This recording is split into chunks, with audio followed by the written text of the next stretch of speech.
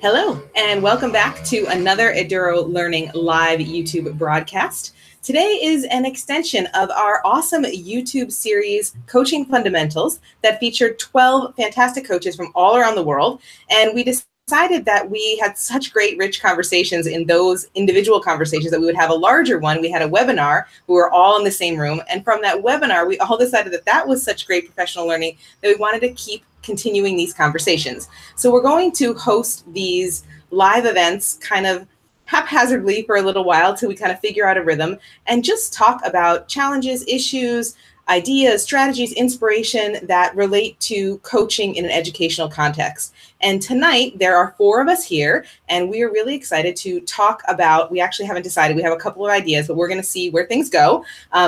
And we're really excited to talk about coaching with you here together. So let's all introduce ourselves. I'll start. My name is Kim, and I am a founder of Eduro Learning and the premium mentor for the Coach Microcredential at Eduro Learning. And I was a technology and learning coach for almost 20 years in international schools, Germany, Malaysia, Thailand, Japan. That's me. Diana, say a little bit about you. Hi, I'm Diana. I'm currently, for one more day, a technology coach in Doha, Qatar, and then in the fall, I'll be moving to international school in China as an innovation coach. I'm also the academy mentor for the Eduro Learning Coach Microcredential. Woohoo! Carrie Lee. Hi there, I'm Carrie Lee Beasley. I'm the Director of Digital Learning and Innovation at GEMS World Academy in Switzerland. And I've been doing this about 10 years now, so I'm getting kind of old at it. Still so much to learn. And Tim. Hi, I'm Tim Bray. I'm the Director of Educational Technology at Chung-Lao Dalton School, and it's a very small school, so I'm Department of 1. So in addition to being the director, I'm also the tech coach. Woo. I've been doing this for, gosh, 10 years now. We're all old. That's the reality of this situation.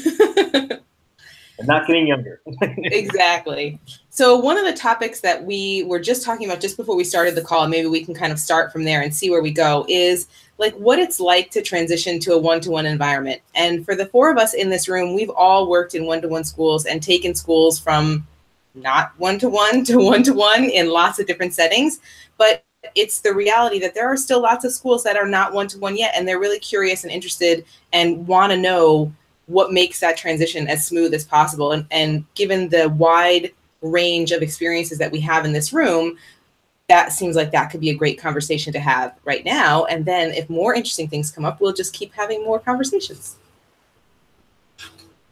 So does anyone want to kind of share a key, I don't know, an aha or a key learning that they got from a one-to-one experience that they're like, oh, if we had known this at the beginning, it would have made everything so much easier?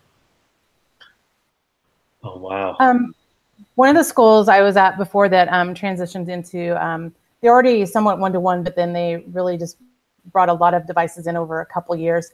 And I think one of the things that we really had to think about is, you know, what's the purpose of having these devices? I think you have to be really clear and upfront, like not just, oh, we're just going to buy a bunch of, you know, technology and iPads or whatever. And then here everybody goes, have fun, enjoy, use it.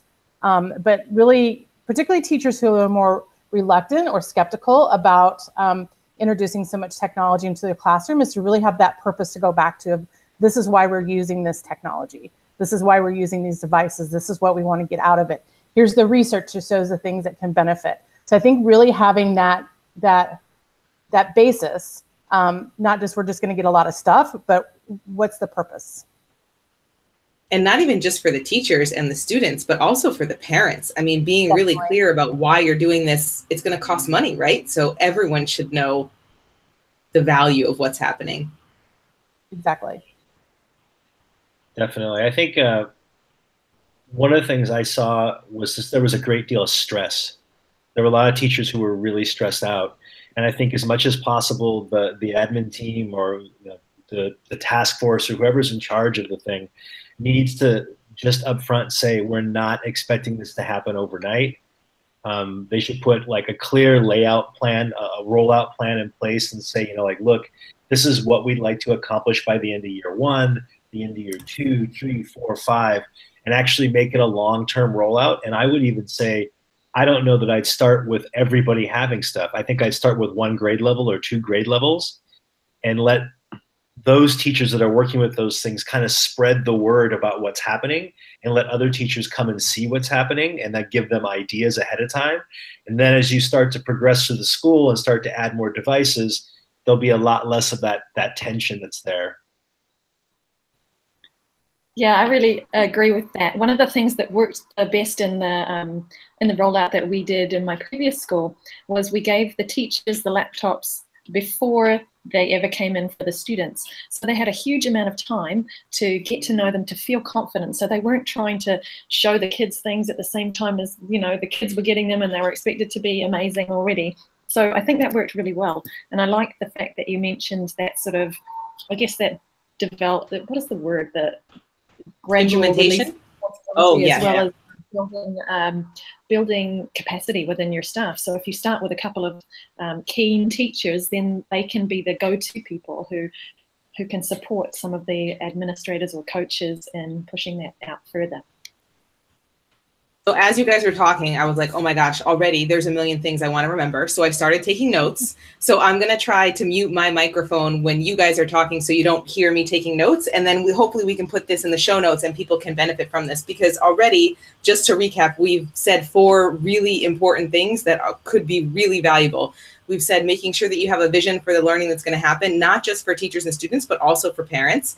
Making sure the rollout plan is clear for all stakeholders, like people know what's happening and what's going on. And alongside of that, perhaps the gradual release of devices, like starting with certain year groups that maybe are more ready to do things.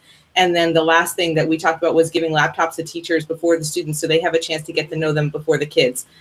To me, all of those things are so relevant and practical to anyone considering a one-to-one program. But the interesting thing is most schools that are thinking about going one-to-one, all they're thinking about is which device are we getting?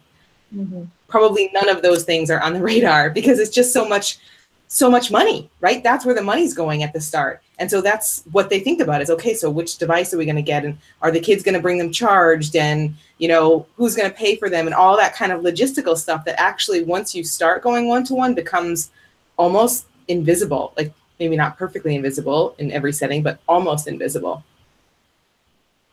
Did you guys find the same thing? Yeah, to add to that, I was thinking that whatever, to really think about the support that's needed to put the types of learning experiences that you're wanting to achieve with these devices. So the support in place to make that happen. And I mean, we're here to talk about coaching, and I'm sure that we all think coaching is one of the best models to go about doing this, because you've got somebody embedded in the school that can be there at all times. But I think making, to build on sort of what Diana and Tim have already said, is making it really clear to teachers that they're not expected to do this without help and support, and that we've got their backs in terms of making sure that they're feeling really comfortable before they do this with students. Yeah, I think that's a great, the support of the teachers, I think, is key. And you've both mentioned some things with that already, is not just at the beginning, but throughout. And like Kaylee just said, it's this, like, we're going to be there, we're going to help you. And in the school, it really needs to be like, okay, we're going to set aside the resources as in people and time for this to happen. I know kind of what can happen sometimes is when you have all these devices, things happen. So who's going to provide the technical support? And so if your coach is also providing the technical support, then there's that how much time is that going to take up when they need to be supporting the teachers and the students in the classroom? So I think that's a huge consideration as well, is not just the cost, excuse me, the cost of the devices, but the upkeep and the time and the resources as in people that are going to have to be dedicated.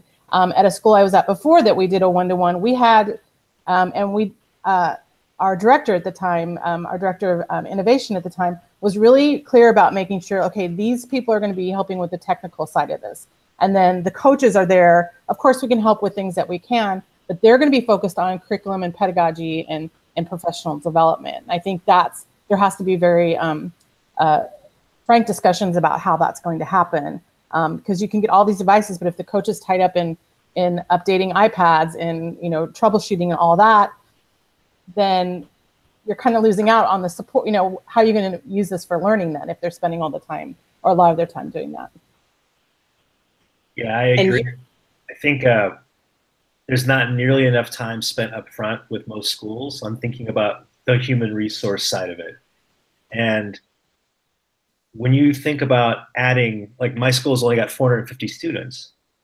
So we're on the small side of the spectrum of international schools. But I was trying to explain to somebody the other day that we had a staff member that quit because he was our network administrator, but he also did a bunch of other things like assembles desks and all these other jobs that he had randomly that were assigned to him. And I've been trying to explain all along that, do you understand that when we went from having 100 computers to having 300 computers that we're actually responsible for because they belong to us, the Chromebooks are ours, that we made this guy's job, it just multiplied it by 3. Did we understand that when that happened? And unfortunately they hadn't. And when I said it, everybody was like, oh, and I said, yeah, this is what I'm talking about. We need dedicated IT people and we need dedicated ed tech people. And yes, it's true. You're always going to jump in and help out. Like I never just toss my IT guys to the wolves and say, hey, good luck, you're on your own. But the reality is the better use of my skill set is in classrooms with teachers and helping teachers plan and helping students use devices. And a better use of an IT person's time is focusing on making sure the equipment works. And sadly, too many schools go down this road and they're not ready with the human resources in place that they need to have. And we're talking about human resources, but this is also making me think about things like, I mean, I have worked with schools this calendar academic year that the teachers have desktops and the students don't have laptops yet. So who's thinking about the wireless infrastructure? Like I remember when we went one-to-one at YS, yes, Carrie Lee, the teachers had devices for many years before, and there were laptop carts on site, but we still did this massive upgrade to the wireless the following year because we knew as soon as kids had laptops, they were also going to be expecting their phones to be on the network too, right? And of course you can decide to try to stop and block that, but really you need the devices to work in the classroom in the moment when the teacher needs them to work. And it's not worth trying to figure out little ways to play that, just upgrade your system. But no one is thinking about that unless you have someone like us on the team that's been through it before, and lots of schools don't. I think another thing that is often forgotten, sorry Tim, is the parent education piece. So whose job is it to communicate with parents, and what information is that? What information are they going to need? At the moment, currently in my school, we have a BYOD iPad program in the primary school. So we've got grade 1 students bringing iPads to and from school, and it's very difficult sometimes to manage those when parents don't really know, well, are you using it for school? Are you just playing games? What is it that you're doing? So, and we've decided as a school to move to school managed devices. And one of the reasons is to make it a little bit more, a little bit easier on parents, and to give them more input in terms of what goes on devices. Because also for teachers, if it's something that they're bringing home from school, they've got like these games that are probably potentially inappropriate for the rest of the class, but they're seeing them on the iPads. So I think that parent education piece often gets forgotten alongside the tech support piece, but spending time developing messaging to parents around distractions, where they need to keep their laptops, one-to-one device, what it is, how they're going to charge it, all of those sort of things, and backing it up, for goodness sake. Those are some things that I really think need thinking about. And even coming back to Diana's point earlier about having the vision for the learning that's going to happen, I know one of the things that I personally am most proud of at YS is that we involve parents and students in developing that vision.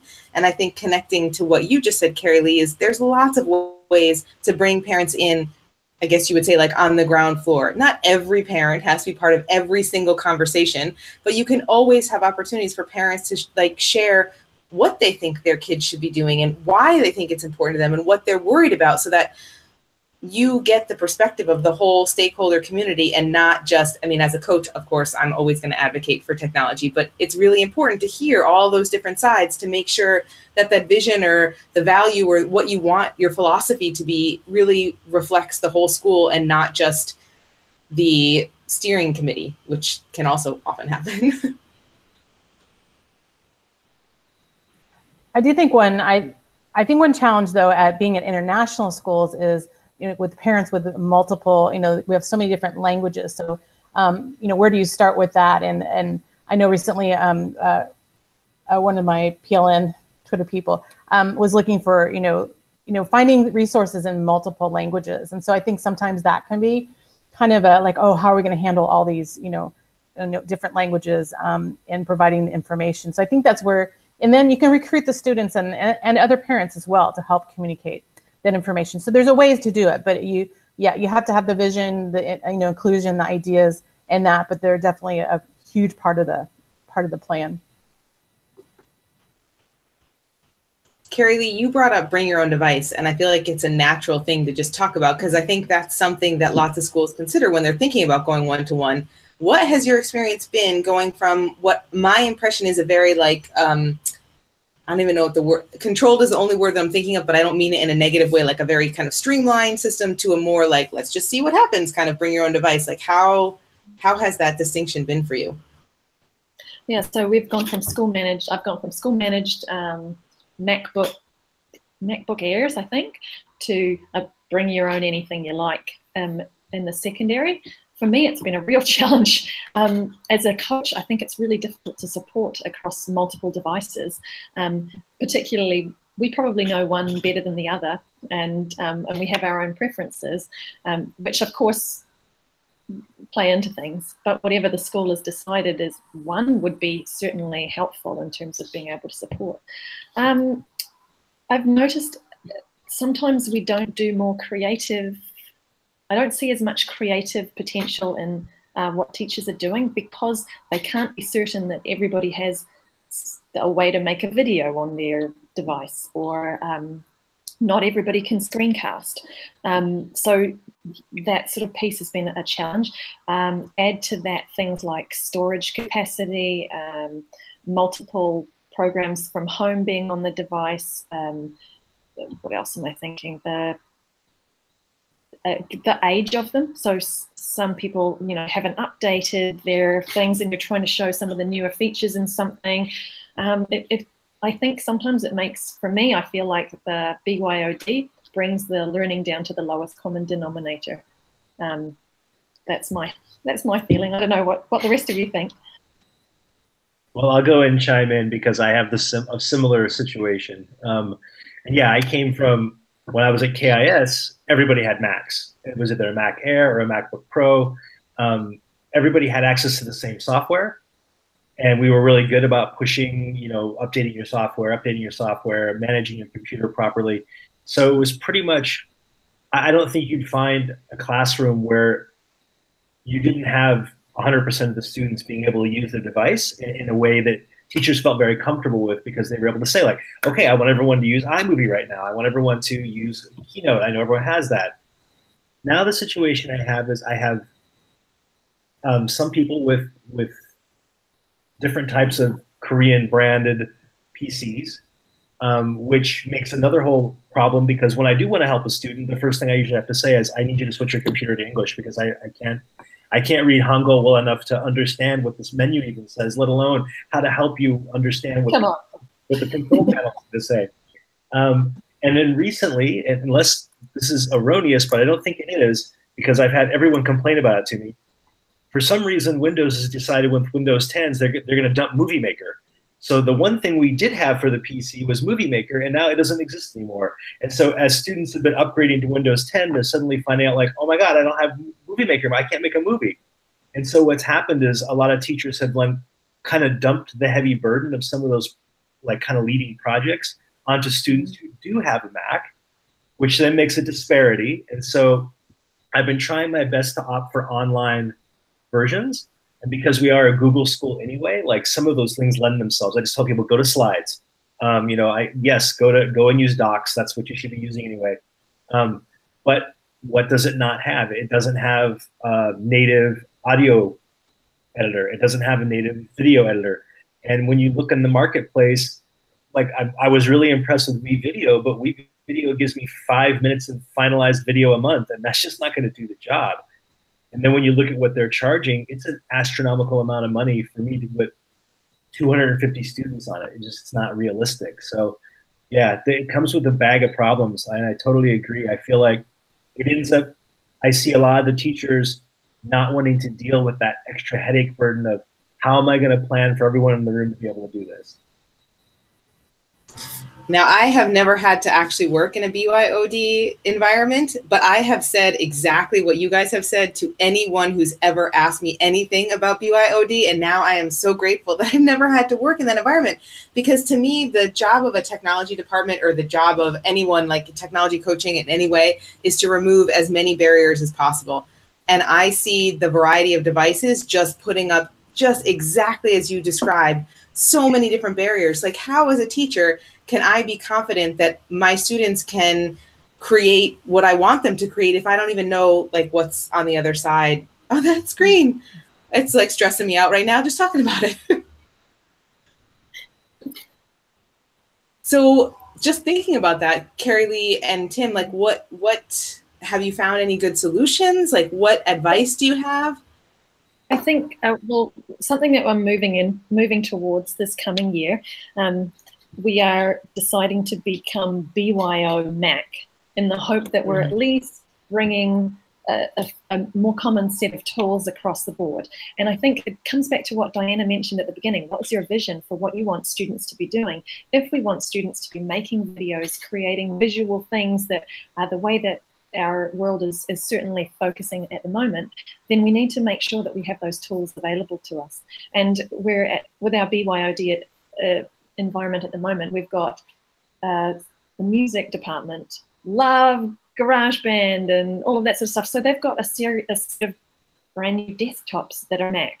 And then the design people are like, well, we really love all the, like anyone in the creative field for sure is using a Mac. So so we actually own a lot, and the kids are having to use them anyway. So we're hoping again to streamline that process for them. What is our vision for it? That we want students to be doing that. If we want students and teachers to be using those types of things, we need to provide them with the tools. But the other thing that we do use, and I think it is really effective, and I don't know how you would do a BYOD without it, is the Google Apps for Education. Like, that's really excellent to level the playing field with docs and slides and spreadsheets and all of those sort of things. The way that we work collaboratively as a staff certainly focuses around those tools. But we just like to have access to a few more things. And I think that the missing piece for Google at the moment is that video piece. Yeah, and just thinking, oh, sorry, go ahead, Tim. I was this guy. I agree pretty much with everything you said. And I think one of the pushes I'm going to take on next year is trying to do that. The same thing you're doing is like, say, let's go with a platform and move in that direction.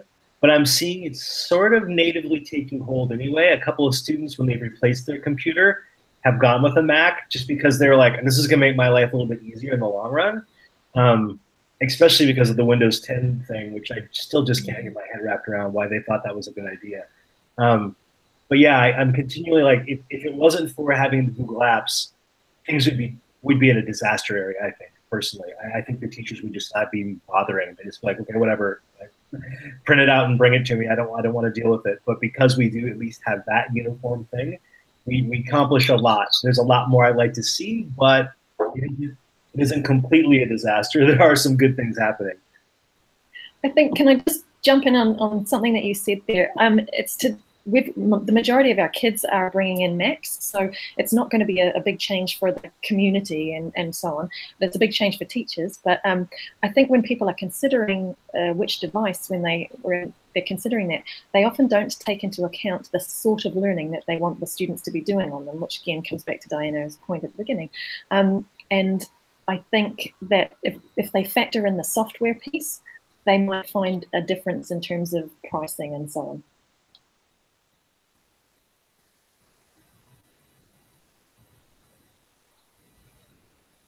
Sorry, I was taking notes. Yeah, that was that's such an important point, because I did say before about don't get distracted by the cost and the logistics, but actually that's like the most important thing to think about is what do you actually want students to do on this device? And once you figure in all those things, I mean, I've been through this in every school I've gone one-to-one. They've all gone Mac, which has been maybe also partly because of my passionate support of them as an educational device, but it's also come down to cost. Like when you equal out the cost of a PC device and all the software to equal up what comes on a Mac, it's it's a little easier to see, but somebody has to point that out to you, right, if it's not your field. So just to kind of like wrap up this conversation, I have one question that might turn into a big question, I don't know. But when your school is going one-to-one, what are the things as a coach that you feel like are the most important parts of your job? Like what do you need to be doing when all this transition is happening and there's all these things we're thinking about? We're thinking about the types of learning that's happening. We're making these vision statements. We're gathering input from all our stakeholders. We're considering our parent education. What is the coach's role in all of this? I think a big thing is putting it into action. I'm sorry. I was like, oh, come on, someone else pick it.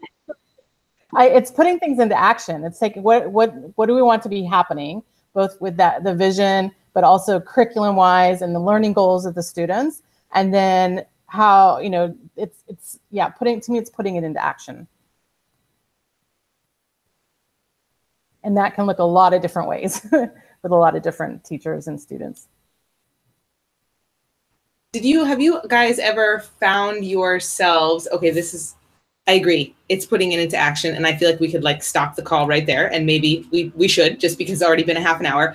But I just wonder, do you ever find yourselves being in this situation where you are one of the only people in the school who has experienced one-to-one, maybe in another school or in multiple places, so you actually have a bigger role than just putting it into action? You're almost like the only one that kind of knows what the future holds a little bit? I think, go ahead. I would say, like I've been in my current school. That's when coming in from where the school that I came from, the international school I came from in China, and which just within like 3 or 4 years, just one-to-one, amazing, innovative things happening, and seeing where they're at. And it was really, to me, a lot of it was in the mindsets, kind of like how do we use technology and what's the purpose, and really what are these really great things we can do besides just having them practice their math or those kind of consumption type activities, and helping them see how to make the shift into those more innovative and creative ways that we can use the technology. So that's been, with my experience, as far as, for me, a big thing is that the mindset about the benefits of using technology.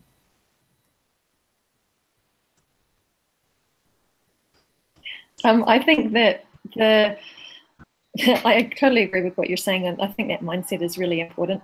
I think one of the things I notice is that I think what I see happening with technology at the moment is old wine in new bottles. It's the same stuff, but it's just, you're doing the same essay, but now you're doing it on a Google Doc, which, let's be honest, it does level up on a number of occasions. But I can also see what's possible in the future, and it's been so exciting to be able to, and I think that's what makes our job as coaches so fabulous, is that sometimes we get the opportunity to drop a little bit of that in, and then when other people see what's happening in that particular situation or class, then it makes them stand up and feel really great about what they're doing, and they can also see other possibilities in the future as well. So absolutely, do I feel like I can see it? Absolutely. I think right now, I think people would say, yeah, what we're doing with technology here is really great. And it is. It's not that it's bad. It's just that I know that we can do so much more, and I think that's what is so exciting about it. Yeah. I want to give Tim a chance to say a last thing, and then I want to wrap up, if that's okay with you guys. Yeah. And I absolutely agree with what both of you said about that. And I think the other thing I mentioned when we did the initial series, the EdTech mantra, encourage, encourage, encourage, and support, support, support. But at the end, I like to add, when it comes to like launching a program, celebrate, celebrate, celebrate has to be the end of that. And that's how you show people what you're trying to do. And when you see that person who's doing something that's really transformational, then you can go and show that. And it's like, look at this, look what the students are able to do in this class. And that usually spreads. People, they get excited about those things. And as I also mentioned in the series, there's also a bit of competition. Like some teachers and some departments are a little bit competitive with each other. And so they see somebody doing something really great next door and they're like, well, I'm not going to be outdone by them. I'm going to make sure that something really great happens in my classroom now that's going to be really different and unusual and innovative. And so I think you got to try to grab all those different conduits and put them all together in sort of a big pot and hope that it cooks correctly and then it ends up being a good taste. And sometimes there's mistakes, and I think it's important to look at those too and say, like, why? What did it fall? How did it fall down? How can we make sure it doesn't fall down like that again? Which actually ties us back into the whole infrastructure piece, because when you don't have certain things in place or certain people in place, it just doesn't happen. Actually, when I was at KIS the first year, we had the one-to-one program. A guy from Apple Asia came in.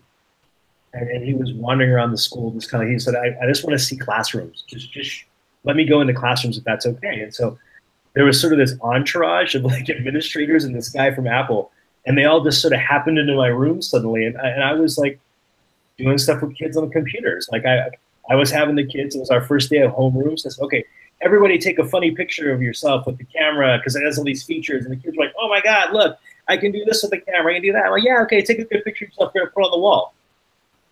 And the guy stopped and he just said, can I just ask you a question? And I was like, yeah, okay. He's like, how are you getting the kids to do things with the computers? And having already came from a one-to-one program, I was kind of a little bit like, I don't get what you're asking me. He said, no, he's like, seriously, all the other schools I've been to so far on my trip, when I go in a classroom, the computer's just inside the desk. Mm-hmm. And so I think we need to just really support the people that are willing to try something different and be their biggest cheerleaders and be their biggest advocates and know that sometimes they're going to make mistakes too, and that's going to be okay, and we're going to get through those. I heard so many awesome things that we can do on follow-up calls, and I would like to throw them out to you just right now. We don't have to decide right now, but throw out any other ones that you heard. I love the idea of just doing like, how do you celebrate success? How do you spread the great things that are happening? Like, I think that would be an awesome half-an-hour conversation. Carrie Lee, tech is old wine in new bottles. That's a total conversation. Like, what does the future hold? What are the possibilities? Like, what do we think is so awesome? But actually, in reality, there's way more going on to that.